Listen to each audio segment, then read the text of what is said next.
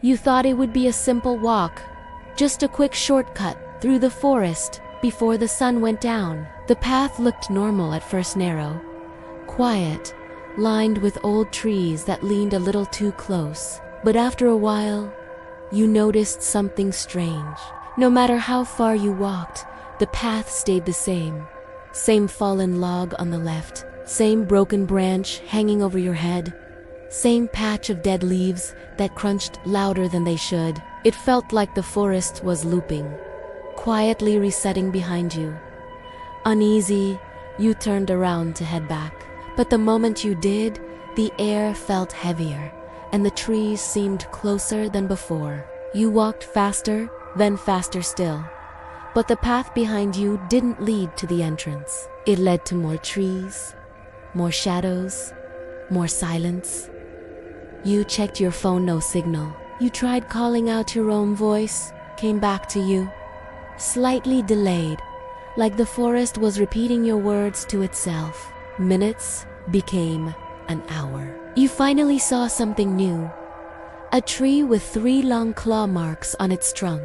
You sighed with relief at least something had changed, but when you turned around again, your stomach dropped. The same claw-marked tree stood behind you.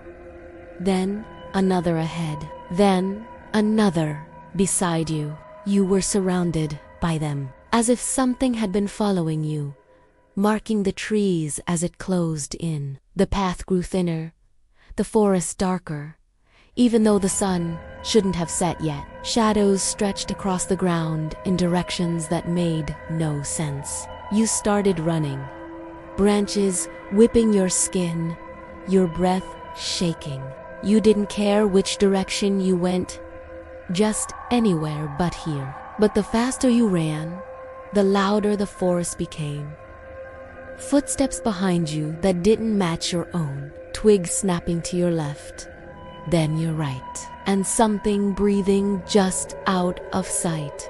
Finally, in your panic, you stopped and forced yourself to turn around. The path was gone. The forest floor was bare, silent, watching, and in the distance, just barely visible between the trees, you saw yourself standing on the trail. Same clothes, same posture, same terrified expression. Only it wasn't moving, just staring at you, head slowly tilting to the side, as if studying how you would react. You blinked and it stepped closer without taking a single step. You ran again, not caring where you went.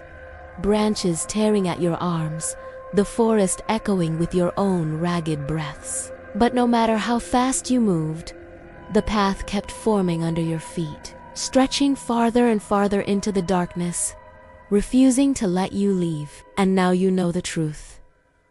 The forest path doesn't end when you turn back, because the forest never wanted you to leave. It just wanted to see how long you could run before you finally stopped, and let whatever is following you catch up.